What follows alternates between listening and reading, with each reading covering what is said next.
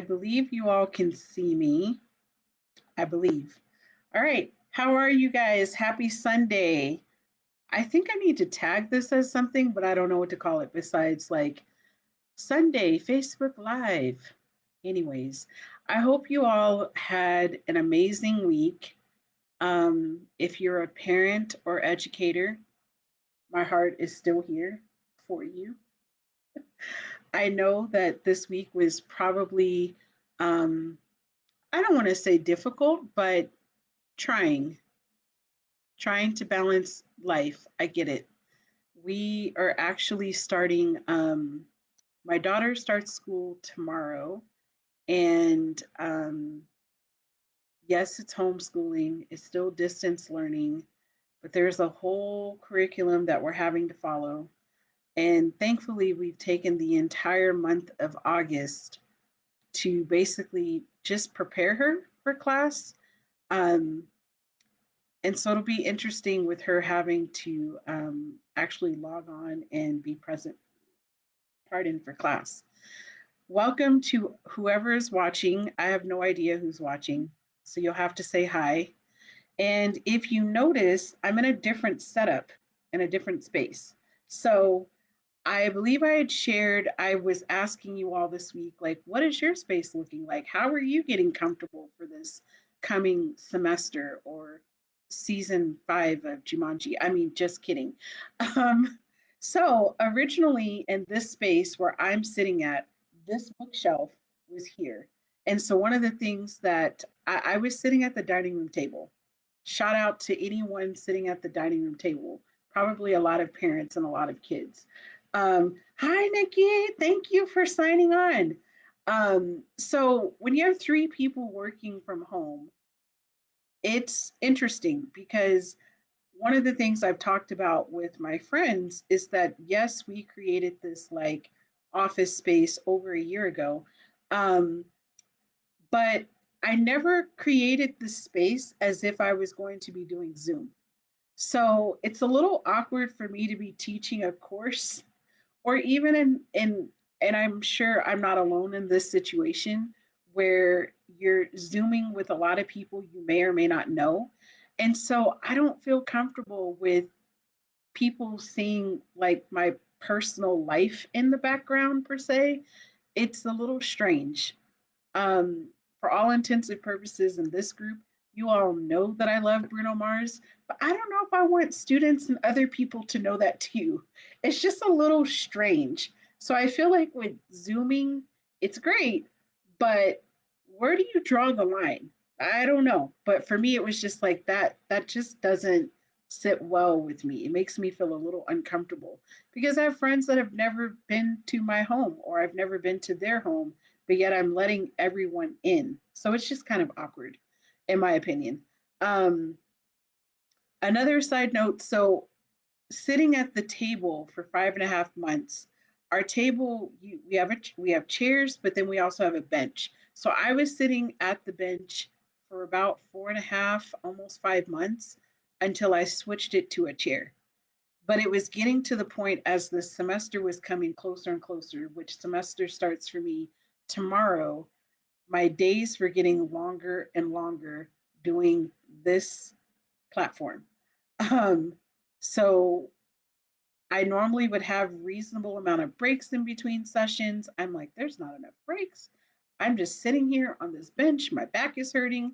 And I just remember thinking to myself, like, we have two computer chairs in this house, one of which is from my childhood. The chair was busted then. It's still, anyways, shout out to my parents, but the chair doesn't, this was back in the day. So this is like 20 plus years ago before the chairs would like hike up and down. Yeah. So I would basically be sitting in a chair like this, which is counterproductive. There's no cushion, there's no support. We all know all about ergonomics. So I had said to my husband, I was like, I think I need to get like a chair or something. He's like, really? A chair? And I'm like, you try sitting at the table for 8 hours. Kitchen tables were not designed for someone of my size to be sitting there for 8 hours. So that was a struggle. Um, so I thought maybe if I just get a chair, that might be helpful. And then as we were talking more, and I'm realizing this semester, yes, we will be completely remote, but I would be surprised if we return back to our typical spaces in the spring. And so I'm like, I'm gonna have to really make some adjustments because I don't think I can keep working in my crisis management space. I can, but it's not effective. So we ended up getting a really good deal on a desk and a chair at Staples. And so this is my new space. This is how I'm adjusting. And ultimately, in the current office space, we were planning to not just make it an office space, but an art space as well. My daughter's an artist. I dabble in it every now and again, but y'all know with my schedule, it's doesn't really happen often enough. But so anyways, this is my uh I don't know, pandemic space. I don't even know what to call it anymore. So I'm just wondering, what are some adjustments you all are having to make during these times? Have you had to make any adjustments for your kids, for your own office space? Do you have any recommendations for chair cushions to make it even more comfortable? I like the chair that I have, but I'm short. I can't see very well, so I tend to sit on the edge of my seat. That's another story. But this coming week's podcast, I'm going to be talking about my journey into environmental ed as an early childhood educator. And so I'll talk a little bit more about that in the podcast. And just know I'm going to be giving a lot of shout outs to Summer Institute Prescott College. Y'all know where you lay in my heart. And I think the beauty of all of it is a lot of the folks that are within this group are folks that I met over 3 years ago. And so you all have been a part of this journey. And I can't thank you enough. There's no way I could do a podcast without acknowledging the people, I don't know what's flying around me, that helped me get to where I'm at. You know, this was not a journey that I did on my own. And even doing this podcast, I had no idea how much support that I was going to receive in doing it. So the fact that people are still showing up every week or listening every week, um, it means a lot. It encourages me to keep going. And even when there are slow weeks, I still keep going because it's just great. Oh my gosh, Ellen showed up. Hi, Ellen. Wow, I can't believe you caught this at the right time. I know you're about to ask 500 questions, so I'm prepared. Um, but anyways, I I appreciate the support because I'm sure I know I would have done a podcast anyway, but I don't know if I would have been as supported um, by many of you in this group. Some of you all have never met each other, but it's just been such a blessing. And I definitely feel like, in spite of what's going on in the world, this summer has been by far one of the busiest summers I've ever had in my life. And I can't believe I was doing it all from home. That's the part that just blows me away every time. But at the same time, it's because of you all in this group. You guys know who you are, you know how you've touched my life. And so, anyways, that's what's coming up in this week's podcast. And the week after that, we'll have two more episodes. So we'll go from education to professional life and start to segue into the business world of things. And the next Black in Nature season will actually be about Outback Learning. So you'll get to hear a little bit more of that story and how it became to be. And yes, I will be sharing. I wish I could say that it was always easy to do. It wasn't, but it worked out. And, but, anyways, does anyone have anything that they want to talk about today? Let me just check the comments. So Ellen says, I know I'm in between 2 million jobs right now. She is in between 2 million jobs right now. And she says, you're in a new room. No, I'm not actually. This is the same room. So let me just slide. The table right there, that's where I've been sitting all this time. And I addressed very early on in this live, um, I addressed early on in this live why this space was created because a teaching students online. Shout out to all of my higher ed peeps or anybody that's teaching online. Let's also just talk about all the other educators too. Shout out to my friends that are special need preschool teachers teaching like this. I know y'all are up to here. I know y'all are. Some of us are used to this platform, so but it's intense. It's a lot of work. A lot of people have no idea. Parents have no idea. I shouldn't say parents, unless you've been in this situation. Online learning is a lot of prep and a lot of work. And I think the best thing that I've heard, I follow a lot of teachers on Instagram. Shout out to, I think it's Smarty Styles. Anyways, I like following her on Instagram. She keeps it real. I follow her on Instagram and I watch her weekly YouTube vlogs. But she said, I quote, her first day of class, and she's a middle school teacher. She said, I felt like I picked up every student for class, brought them to class, dealt with all the technical issues, and then I somehow picked them all up and dropped every single student back off. And she listed off a whole other host of things too. So I thought that was interesting. Um, but Ellen she brought up a good question. She's like, let's talk about how to say no. Yeah, let's talk about it. So, one of the things that I realized probably a month or so ago, it's not that, and there's several reasons why I may or may not say no. I don't really know if I want to dive into that today. But the funny thing about online learning or virtual training or anything virtual, you have all this time and space. And so you're like, oh yeah, I can do that at 12 o'clock. And then before you know it, you've got something at 10, from 10 to 11, and then from 11 to 12. Then you take something from 12 to 1. Um, and then afterwards, you're like, oh, yeah. And then you have your regular stuff that normally shows up from 2 to 3. So all of a sudden, you just end up taking on, um, I don't know, task or just everybody just thinks like, well, you're home, you just have all this time. And the reality is yes, you're home, but you don't have all that time. And so you end up working online, literally on Zoom for 6, 7, 8, some people do 9, 10 hours. And then before you know it, you still have dinner to cook, um, time to spend with your family. Okay. And then all the normal things that you would do on the computer, like checking emails, responding to people, prepping for class, you're now doing this after hours. It's the most bizarre thing. So, what I found, and it's called block scheduling, I try to do block scheduling.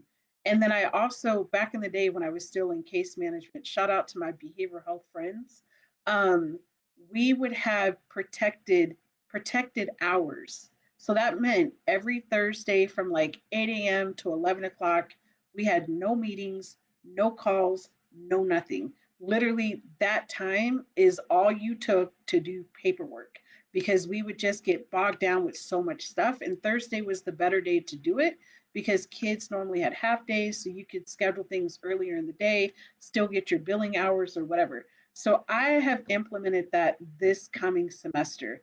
I have shifted more things to Monday through Friday, give or take a Friday.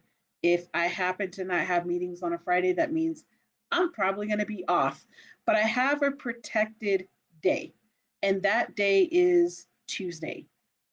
And if I have to have one meeting that day, then I have one meeting that day. But I'm not going to be on Zoom more than 3 hours on Tuesday because I need that day to do paperwork, to prep classes, to make phone calls. Maybe I need to go to the doctor. Like that's My daughter has braces, so like being able to schedule things that I normally would need to do anyway. But that way there's just like a little bit more balance because there's certain things I just can't do on the weekend. So I don't know if that helps, but and then there are other days I'm finding that Tuesday and Thursday I'll still have class, but it's still kind of this weird sheltered day and I'm okay with that. And you all know that I don't know. I do a lot of things. I'm just being honest. But that's just how I will keep a balance because the other thing about being online is that whatever school or whatever you're working for, they're expecting you to also grade things in a certain amount of time. Sorry, there's something flying around me. Um, and so I need to have that time to do it because I don't always want to do it at 9 o'clock at night. Sometimes I do, sometimes I don't. And if I do it, it's on my phone and it's by choice. So, um, let me see what Nikki and Ellen are saying. Nikki says this is the first time I could catch a Facebook live. I understand. There's a couple of Facebook lives that I try to catch throughout the week, and sometimes I get them and sometimes I don't. Thank you though. And then Ellen says exactly. I feel like there is more work when you do contract work or teach in higher ed where classes are in block sessions, etc., because there's no real end. It's really hard to not keep emailing until I fall asleep. Oh no. I can tell you one thing. If I have to do an email, it depends on what it is. Um, I am all for setting timers for emails. Oh, yeah, I figured that one out too. Because sometimes depending on what it is, if I'm pressed for time and I have to respond to something, and it's usually not work related, but just in other projects that I'm doing, you all know that I've been working on a website and starting a whole nother like business. That's another story. But there are things within that team where I'm like, I need to address this like today or because I couldn't get to it all day. But I'm okay with doing that at night. That's just my personal preference. But when it comes to like my full time college stuff or yeah, no. When it comes to the college, no. I do that in a certain time frame. But other things that I'm involved with, I'm okay if I email it late just because that's something I do for fun and it's not something that I'm required like I don't have to respond to it during work hours. So at AAE, some of you all are in are part of the association. So you'll see I'll submit something at 11 o'clock at night. I don't care. But I use Google email timers. I've done that and I did it last night. I had to send a couple of emails and again, it wasn't like anything long or tedious, but it was just I wanted to make sure that I asked the questions I needed to ask or respond to something that I needed to respond to. And so I find using timers is the best thing that I could invest my time into. And it's quick and easy. I don't know who the fourth person that showed up, but thank you for showing up. Ellen, Nikki, did you have any other thoughts? I don't know if my advice is helpful, but that's just how I'm navigating through. And then the other thing that I've also adjusted with emails is that I think from working in behavioral health social work, hold on, I got to take this. This is Deanna, not critical. That's a whole nother story. Brooke, what's up? Um, all right, so Ellen is chiming in really quickly. When all work is so important, how do we prioritize? Well, this is what I was going to say. When I worked in behavioral health, it seemed like everything was a crisis. And so I was used to responding to everything. But when I put into perspective, like nothing that I'm doing, I'm not going to say it's not important or it's not a crisis, but it's not in the same way of the work that I was doing before. So if someone were to email me right now, I don't need to respond to that right now.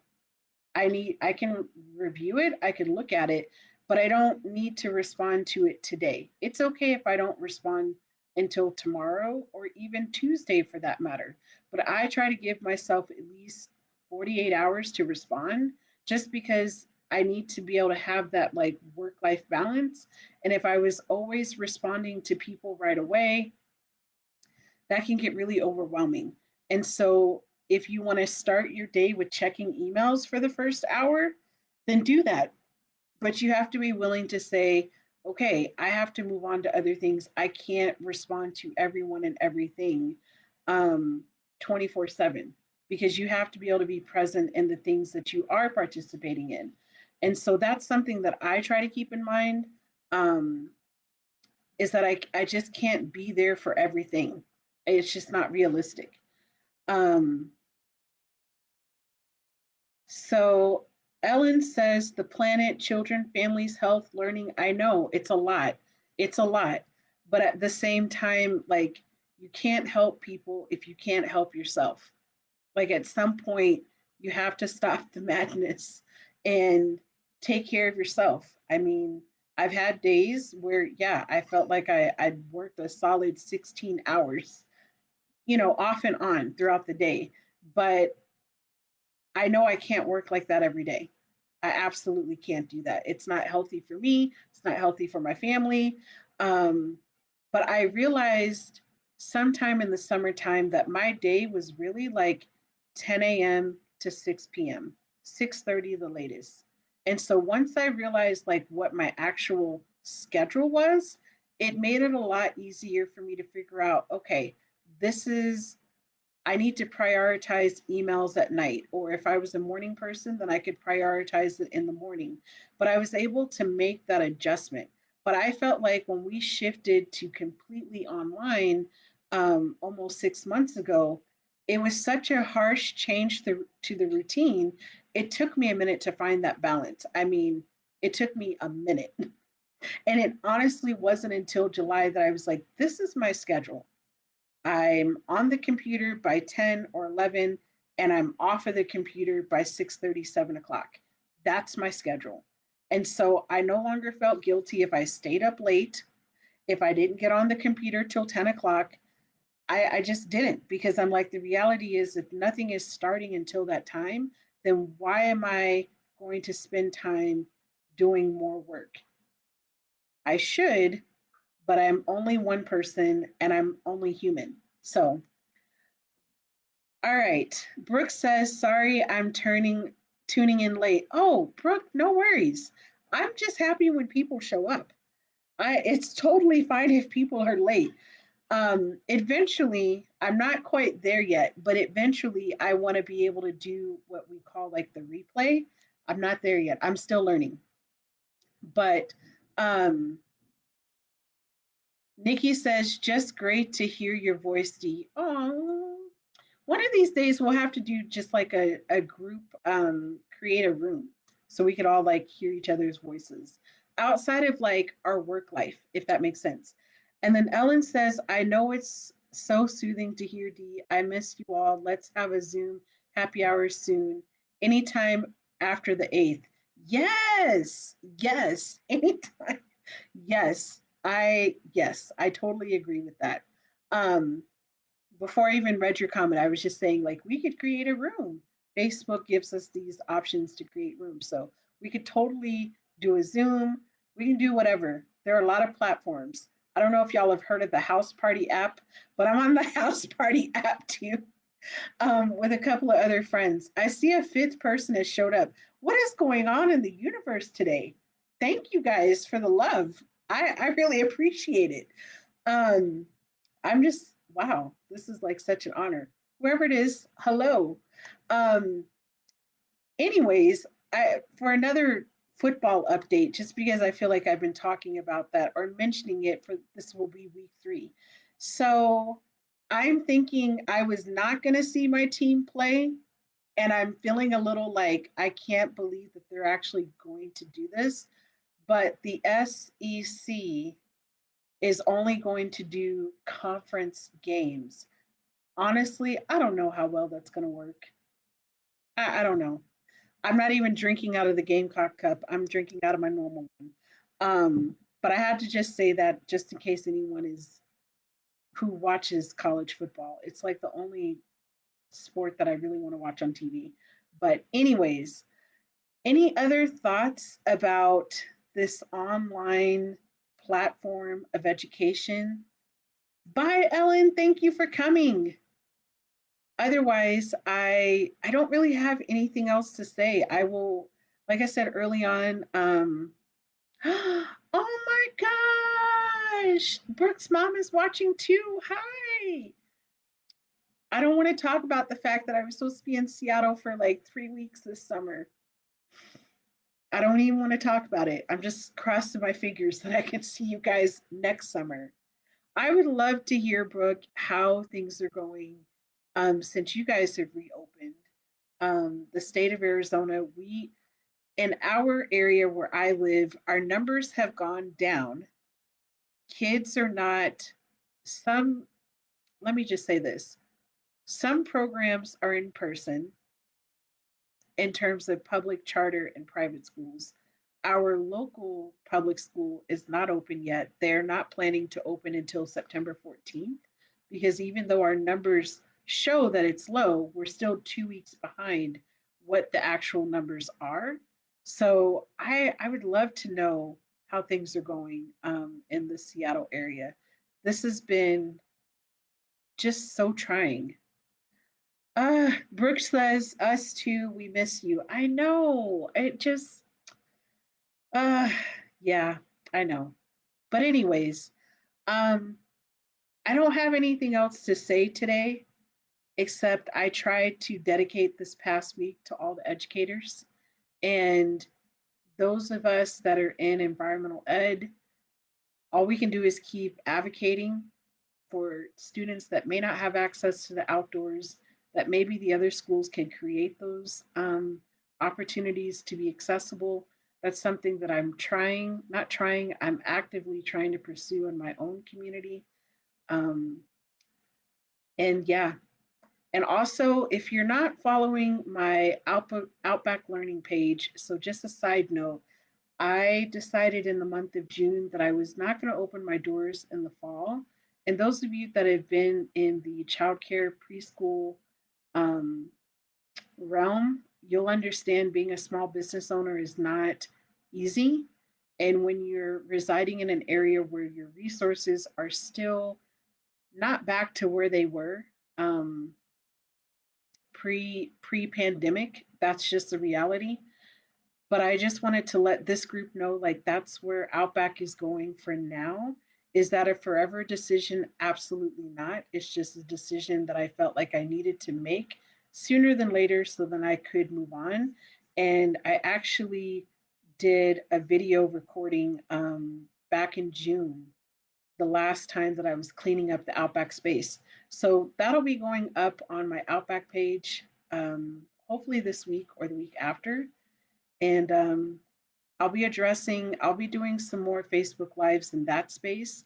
And then also for those of you that follow that page that are professionals, I am diligently working on my actual page for all, not really, I shouldn't say for professionals, but I realize in terms of marketing, the Outback page is definitely geared for outdoor educators versus parents and kids.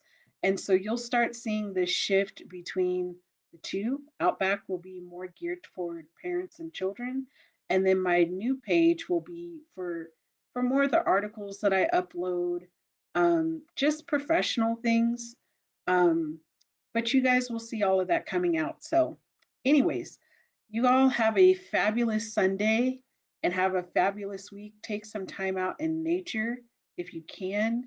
And at least I will be. The other day, I found myself just standing outside, taking in sun. Oh, you know what? Before I sign off, I have a funny story. And then I am going to end this. So I shared this story Thursday night with three of my really good friends from early childhood, and I know there are people that can relate to this, whether you're a parent or not a parent. So I had to get on Zoom. I think it was Wednesday, think it was Wednesday. No, it was Thursday morning. I had um I had a doctor's appointment at 7:45. And you all know that I'm a night person, but when I have to do something important in the morning, it really creates seriously, like I get nervous that I'm going to sleep past my alarm. I really get anxious. And then it gets to a point where like taking melatonin is too late. I'm really going to sleep past the time. And so Wednesday into Thursday night, according to the sleep tracker, I slept 57 minutes. I don't think I slept at all.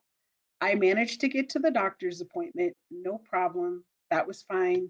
Came back home at 8:30, got myself ready to I had breakfast, all of that stuff, and I logged on to this next Zoom call at 10. So here I was sitting there and I just felt myself getting really tired and I was still sitting at the table behind me. And so I just rested my head like this and I started to fall asleep. I said, okay, this is not working. So then I got up, I got on the couch, which I never work from the couch, especially during the daytime. And I just grabbed the blanket, put it on my lap, put on my sweater. I put the laptop on my lap, the computer, the screen was off, everything was muted. Guys, I fell asleep for 2 hours. I went to sleep for 2 hours on a Zoom call. It was just like awful, but hey, I've had the moment, but I was exhausted. What can I say? I didn't know what else to do at that point. Um, but I wonder if anybody can relate where you just can't take it anymore. Like my Zoom meter was done. I crashed out. So, anyways, I got plenty of sleep that night, but I just thought I would share that because it was just really funny. And I'm sure there are kids and parents and educators, anybody working from this space, you can relate in some sort of way. I'd love to hear your own story. But, anyways, you all have a wonderful week. Continue to be blessed in nature. Step outside, get some vitamin D. At least that's what I'm going to do. And you all take care. I'll see you next Sunday.